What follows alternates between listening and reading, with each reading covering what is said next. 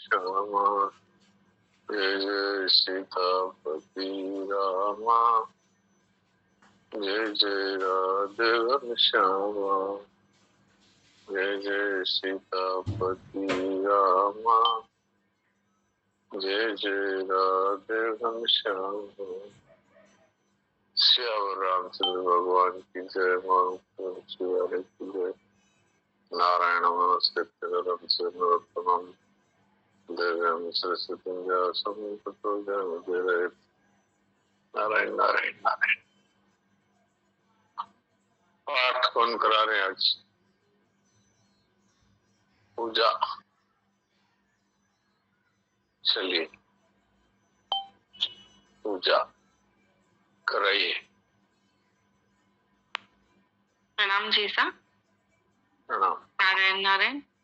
वसुदेव सुतं देवं कंस चाणूरमर्दनं देवकी परमानन्दं कृष्णं वन्दे जगद्गुरुं अजोऽपि सन्नव्ययात्मा भूतानामीश्वरोऽपि सन् प्रकृतिं स्वामदिष्टाय सम्भवाम्यात्ममायया यदा यदा हि धर्मस्य ग्लानिर्भवति भारत अभ्युत्थानमधर्मस्य तदात्मानं सृजाम्यहं परित्राणाय साधूनां विनाशाय च दुष्कृतां धर्म संस्थापनार्थाय संभवामि युगे युगे जन्म कर्म च मे दिव्यमेवं यो वेत्ति तत्त्वतः त्यक्त्वा देहं पुनर्जन्म नैति मामेति सोऽर्जुन। वीतरागभयक्रोधा मन्मया मामुपाश्रिता बहवो ज्ञानतपसा पूता मद्भावमागता वसुदेवसुतं देवं कंसचाणूरमर्दनं देवकी परमानन्दं कृष्णं वन्दे जगद्गुरुं श्रीकृष्णं वन्दे जगद्गुरुं। नारायण नारायण नारायण नारायण नारायण।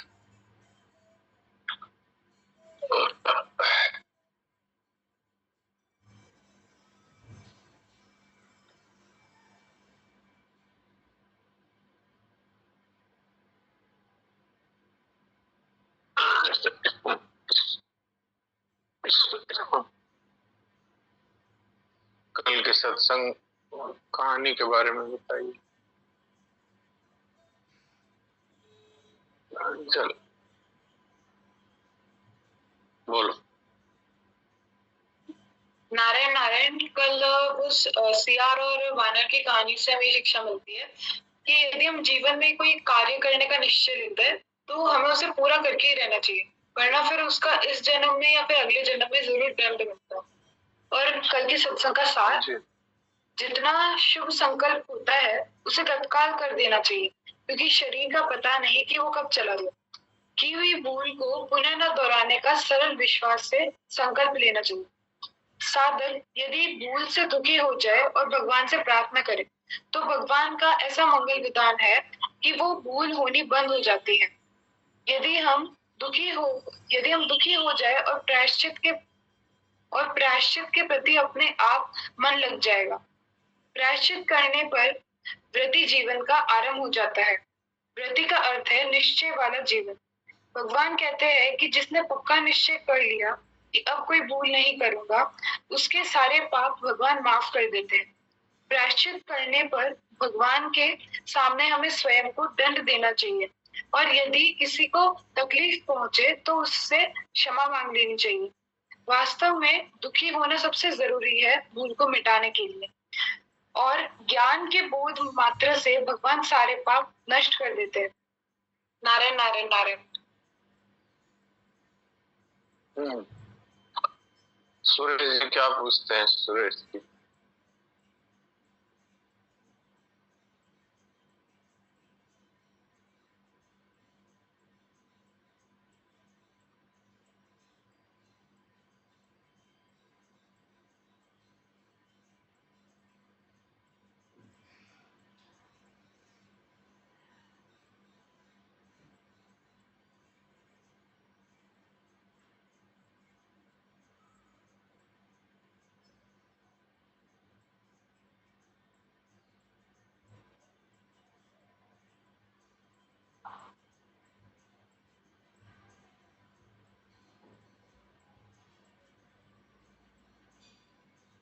हाँ, सूर्य माइक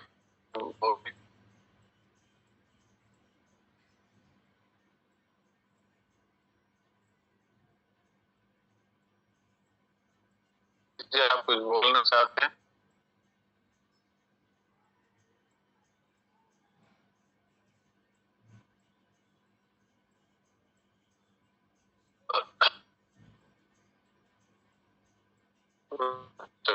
नहीं पहुंच रही होगी।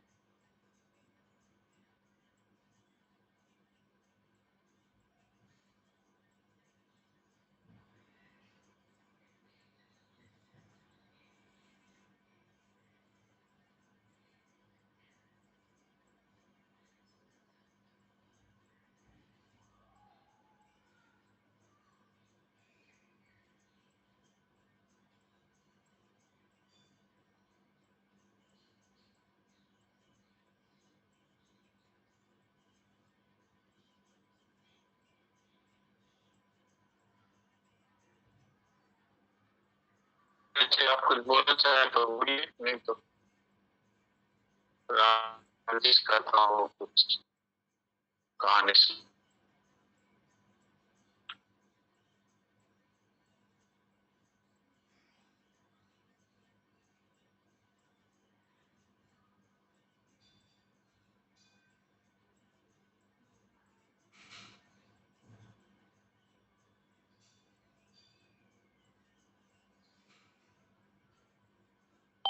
और हमारा रजिस्टर में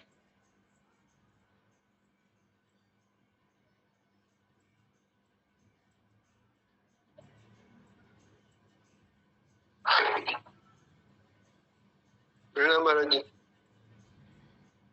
प्रणाम।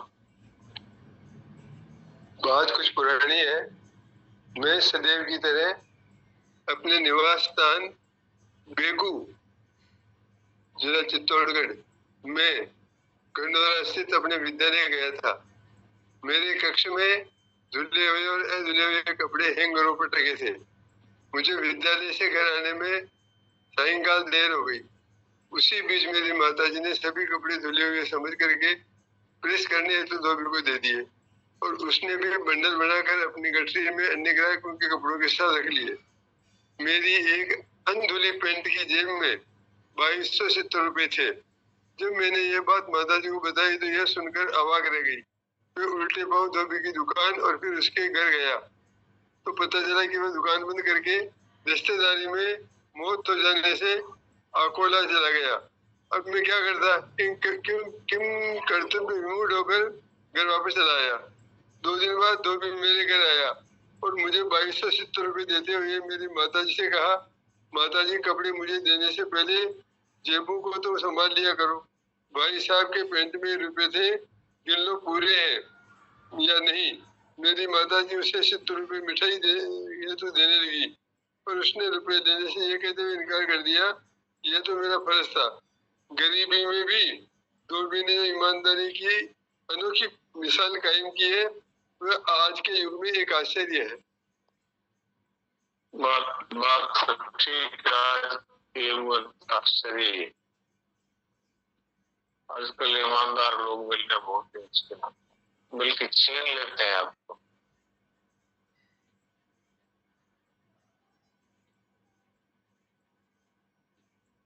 अब किसी को कोई प्रश्न है तो करें।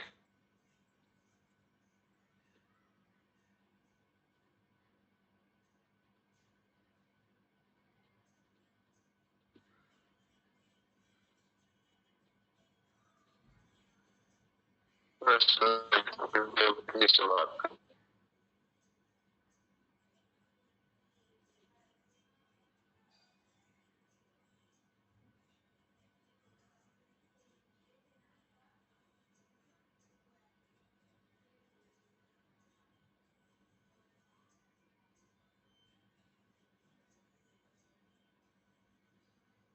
आप देवकी जी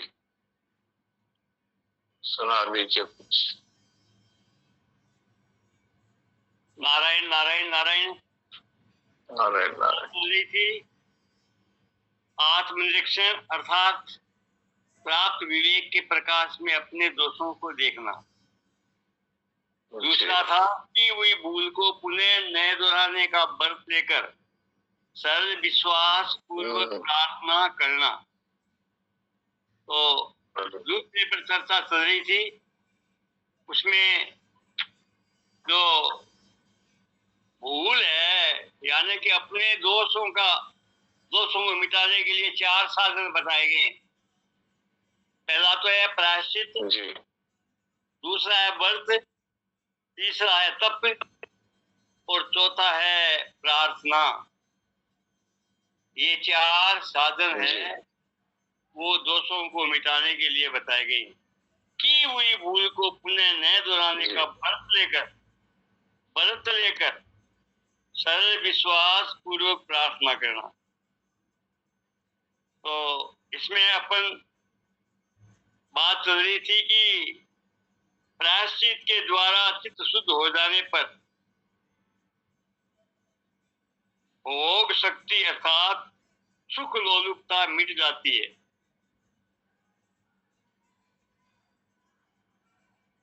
भोग शक्ति व्रत के पालन में करने से जो कठिनाइयां आए हुए उसको तप जानकर सहज सहन कर लिया जाए। हाँ, यही तप है। हाँ, व्रत के पालन करने में जो कठिनाई आती है वही तप है। सुख दुख का अभाव होते ही हृदय में आनंद की गंगा स्वतः लहराने लगती है।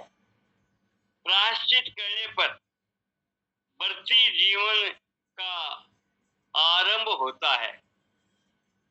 जी, बढ़ती जीवन से ही निर्दोष होने की लालसा सबल तथा अस्थायी होती है। जी,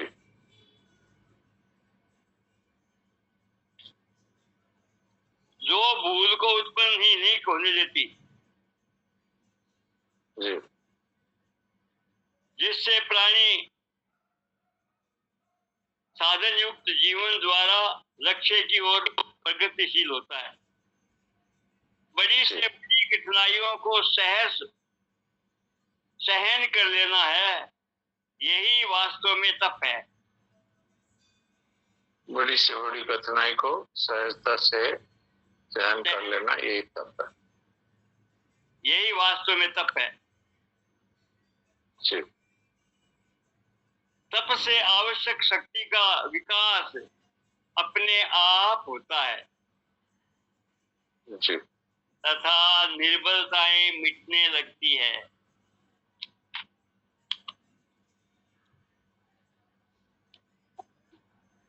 व्रतयुक्त जीवन को सुरक्षित रखने के लिए आस्तिक सरल विश्वास पूर्वक प्रार्थना का और भौतिकवादी तपश्चर्या का आश्रय लेता है। जी, जी। आस्तिक जो भगवान है इस बात को जो स्वीकार करता है वो आस्तिकवादी। तो आस्तिकवादी तो भगवान से प्रार्थना करता है और जो भौतिकवादी अर्थात जो संसार को सत्य मानता है वो क्या साधन लेता है? प्रायश्चित।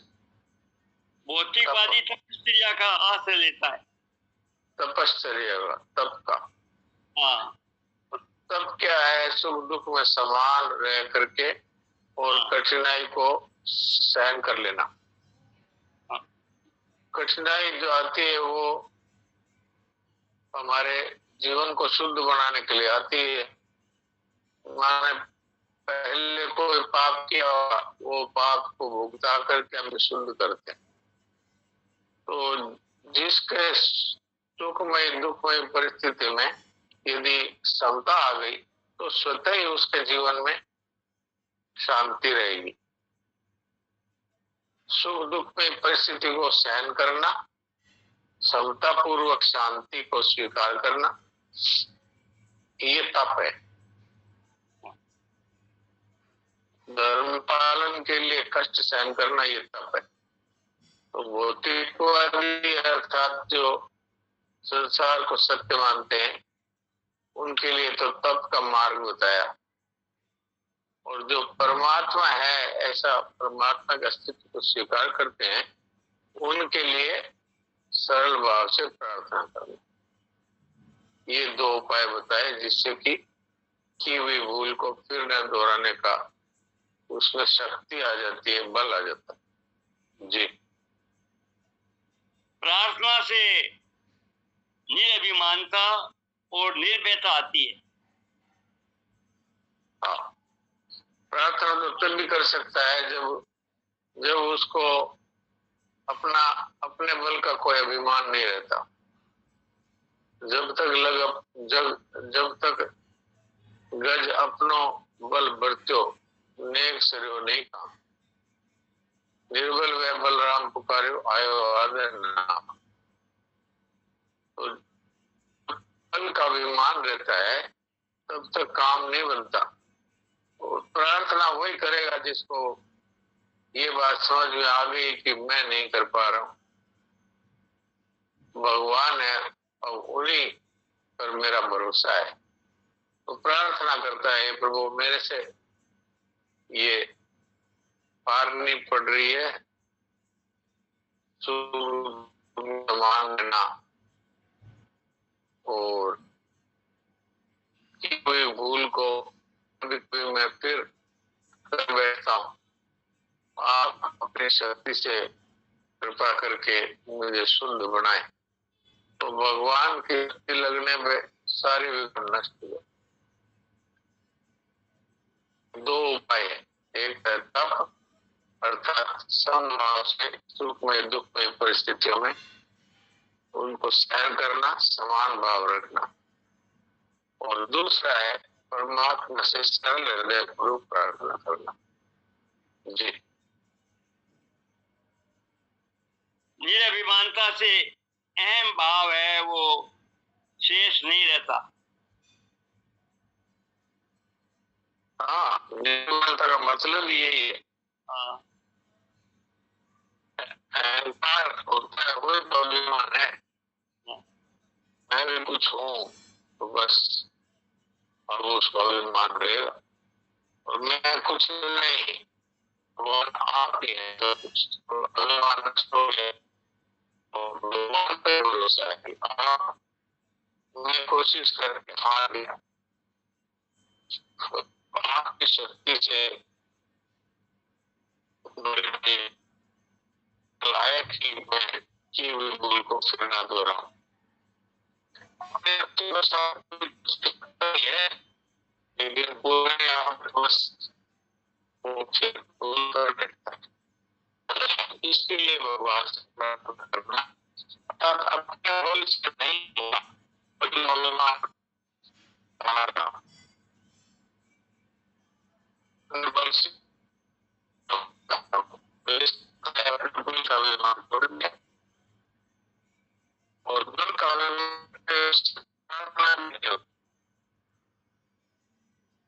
द्रौपदी ने भी जब तक साड़ी को तब फिर दांत तब तक दबाव नहीं है,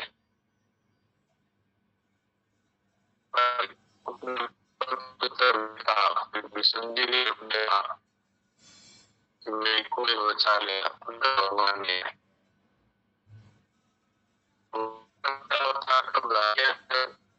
उसे करके कहा कि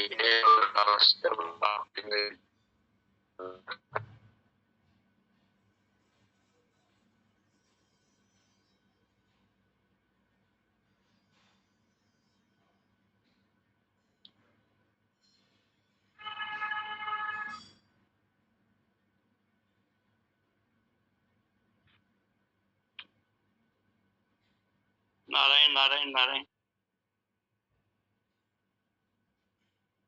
नारायण।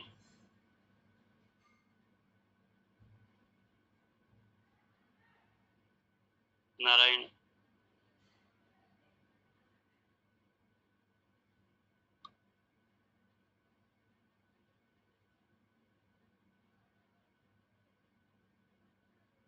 हाँ, प्रार्थना से क्या है कि निर्विमानता और निर्भयता आती है, तब से क्या होता है कि निर्बलता मिट जाती है।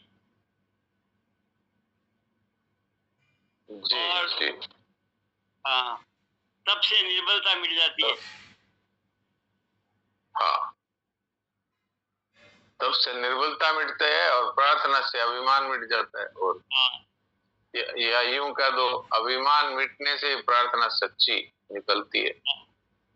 जब तक अपना अभिमान रहता है तब तक वो ऐसी बनी बनाई प्रार्थना होती है। हृदय से जो प्रार्थना है वो तो जब मनुष्य अपने में किसी प्रकार का बल नहीं मानता, ये कहता है मेरे से तो नहीं होगा, ये प्रभु आप ही करो, तो अभिमान कहाँ रहा? नहीं तो अपने बल का अभिमान रहता है, मैं कर लूंगा। तो भगवान कहते करो भाई। तो इसलिए ये तप और प्रार्थना, ये दो उपाय है। तप है वो भौतिकवादियों के लिए है और प्रार्थना आस्तिकवादियों के लिए। प्रार्थना क्या है? लक्ष्य की आवश्यकता का अनुभव करना ही वास्तव में प्रार्थना है। बिल्कुल बिल्कुल ठीक बात। लक्ष्य की आवश्यकता, वैसे हम लोग शब्दों से प्रार्थना करते हैं, लेकिन वो शब्द तो बाद में आते हैं। पहले हमारे मनुष्य जीवन का जो लक्ष्य है वो समझ में आना चाहिए और फिर उस लक्ष्य की पूर्ति अथवा प्राप्ति के लिए आवश्यकता अनुभव करना कि कैसे भी हो मुझे तो परमात्मा का प्रेम प्राप्त करना है, कैसे भी हो मुझे तो आत्म साक्षात्कार करना है। इस तरह से मनुष्य जीवन को सफल करने की तीव्र आवश्यकता का जो अनुभव होता है तो प्रार्थना स्वतः ही निकलती है। फिर प्रार्थना करनी नहीं पड़ती, स्वतः ही प्रार्थना होती है। ये बात। प्रार्थना व्यथित हृदय की पुकार है। हाँ, व्यथित हृदय की पुकार है, अर्थात जैसे कल भी कहा था, व्यथित अर्थात दुखी होना। भूल है, वो भूल हो जाए और हमको दुख ही ना हो तो फिर वो भूल नहीं मिटती है। तो इसलिए उसका दुख होना चाहिए, और दुखी हृदय है वही प्रार्थना कर सकता है। जब तक दुख नहीं होगा तब तक प्रार्थना सच्ची नहीं निकलेगी। भले भले प्रार्थना सुन करके और या लिखी हुई प्रार्थना पढ़ करके भले ही भगवान के सामने कह दे, पर सच्ची प्रार्थना तो अपने आप निकलती है। और महाराज जी तो कहा करते थे कि जैसे अब गांव की बात है, जैसे गांव में मकान होता है तो उसमें एक पिरोड़ होती है। पिरोड़ अर्थात अपना जो मकान है उसके बाहर का दरवाजा, सबसे बाहर का दरवाजा, तो कोई पोड़ कहते हैं, कोई पिरोड़ कहते हैं। तो कोई कुत्ता है वो आदत पड़ गई, वो पिरोड़ खुली देखता है, वो घुस जाता है। तो जो मकान का मालिक है वो कहता है इस कुत्ते को आदत हो गई, ये घर में घुस जाता है बार बार। तो वो कुत्ते की आंख बचा करके जाके और वो पिरोड़ का दरवाजा बंद कर देता है। अब कुत्ते को पता लगता है कि अरे ये तो दरवाजा बंद हो गया। अब उसके हाथ में लाठी देखता है, फिर चिल्लाता है, जोर से चिल्लाता है, तो वो लाठी उतनी तेजी से लग नहीं सकती। वो जो लाठी लेके खड़ा है वो लाठी तेजी से नहीं चला सकता, क्योंकि वो चिल्ला रहा है। ये चिल्लाना क्या है? ये प्रार्थना है। अब कुत्ते को तो पता नहीं है कि मैं प्रार्थना कर रहा हूं, पर वो जो चिल्लाना है वो प्रार्थना है। ऐसे जो साधक होता है, अब कुत्ते को ये लक्ष्य क्या है कि इस घर की से बाहर निकलना। अब वो निकले कैसे? दरवाजा बंद कर दिया तो वो चिल्लाता है। ऐसे साधक का लक्ष्य है इस मनुष्य जीवन के जन्म मरण से छूटना अथवा दुखों से छूटना। अब वो उसकी आवश्यकता अनुभव करेगा तो स्वतः ही प्रार्थना निकलेगी, स्वतः ही चिल्लाएगा वो, हे प्रभु बचाओ बचाओ बचाओ, ऐसे। तो ये वास्तव में प्रार्थना है, अपने लक्ष्य को पूरा करने की आवश्यकता अनुभव करना, यही वास्तव में सच्ची प्रार्थना। जी,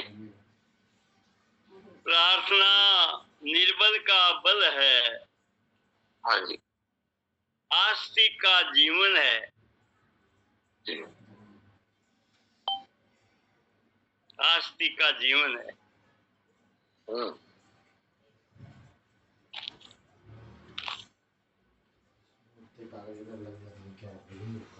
है को स्वीकार नहीं करना जी, और जो नहीं है उसे उस पर विश्वास करना नास्तिकता है।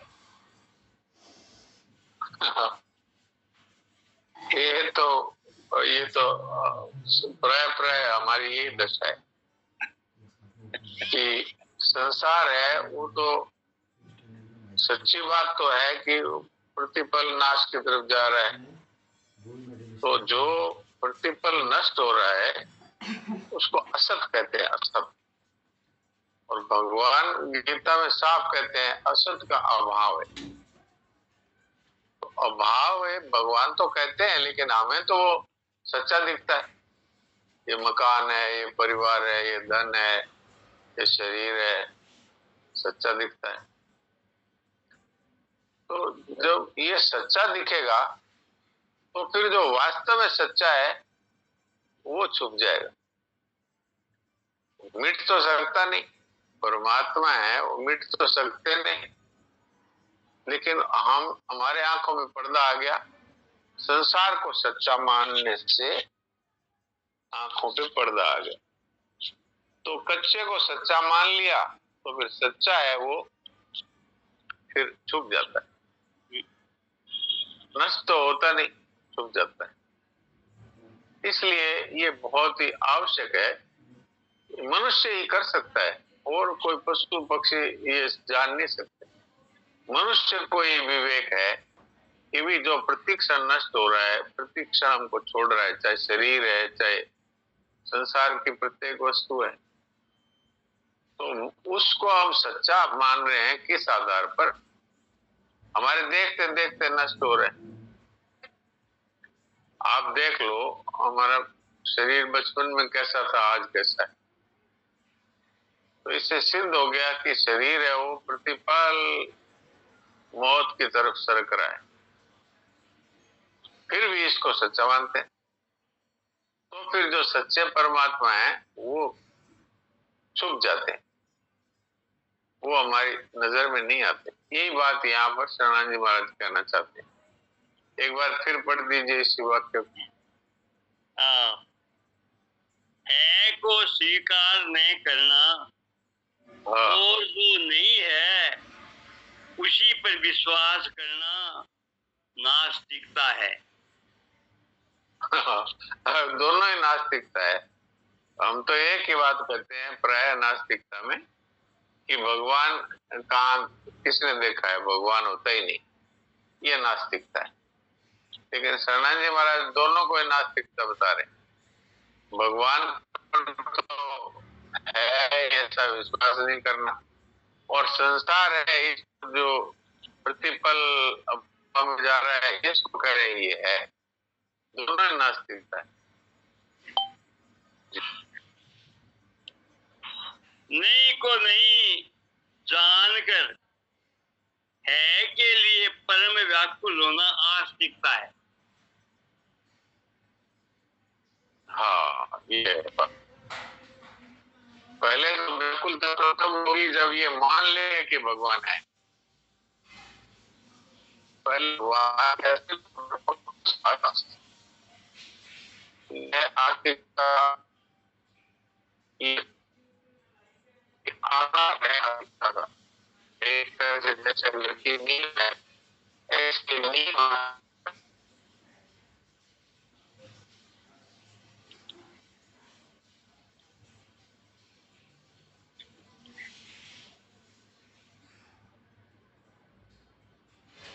आस्तिकता नास्तिकता की परिभाषा बता दी।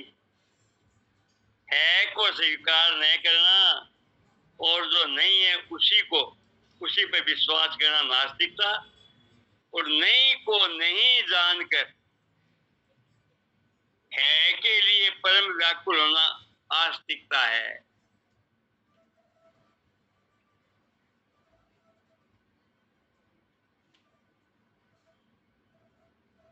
है से अभिन्न होने पर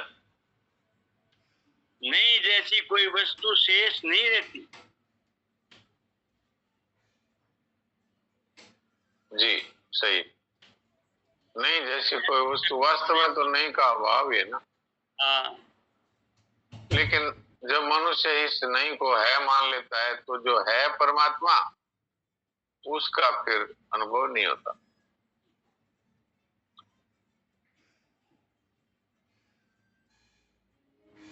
जी।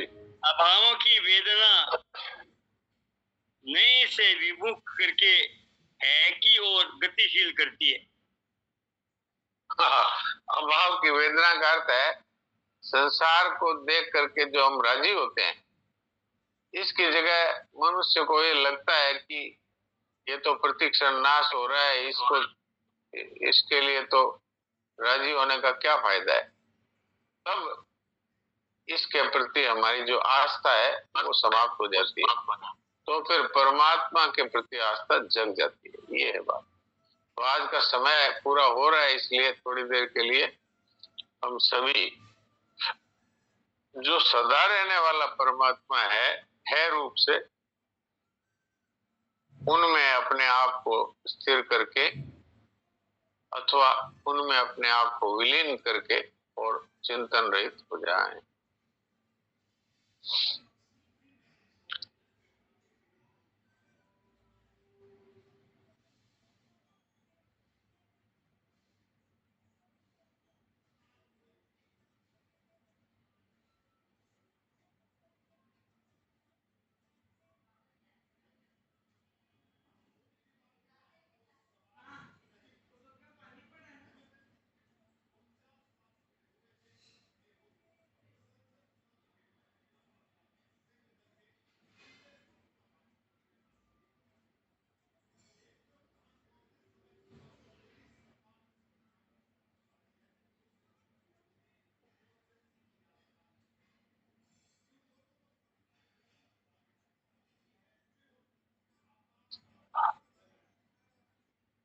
नारायण नारायण नारायण।